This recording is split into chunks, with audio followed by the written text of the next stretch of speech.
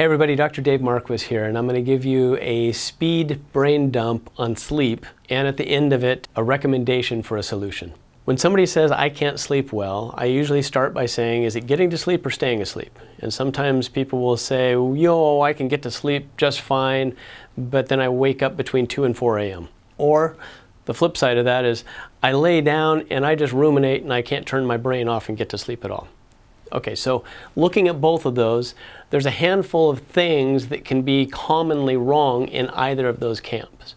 And here's the brain dump.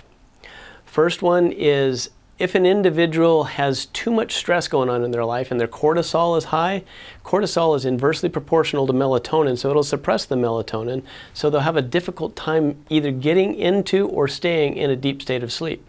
So that's problem number one. Dietarily, things that we consume can actually cause that same problem. So if we eat at night, or if we eat carbohydrates particularly at night, it causes insulin to rise. As insulin rises, cortisol has to follow it, and that suppresses melatonin, making it hard to stay in sleep.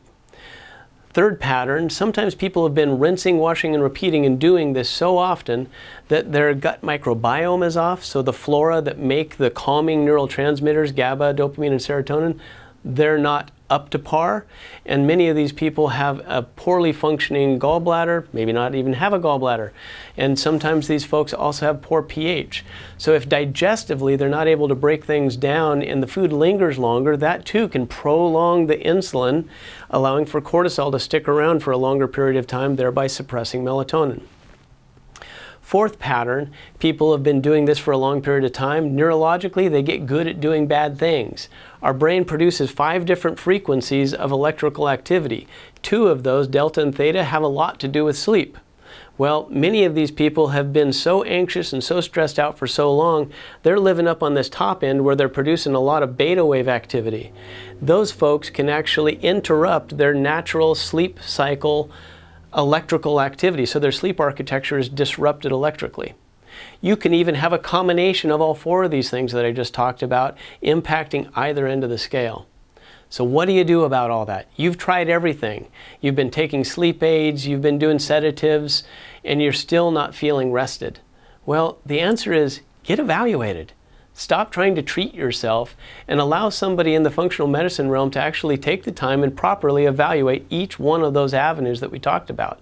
Because it could be one, it could be all 4. You don't know. But if you get evaluated, then someone can actually guide you through this process and help you get back to sleep.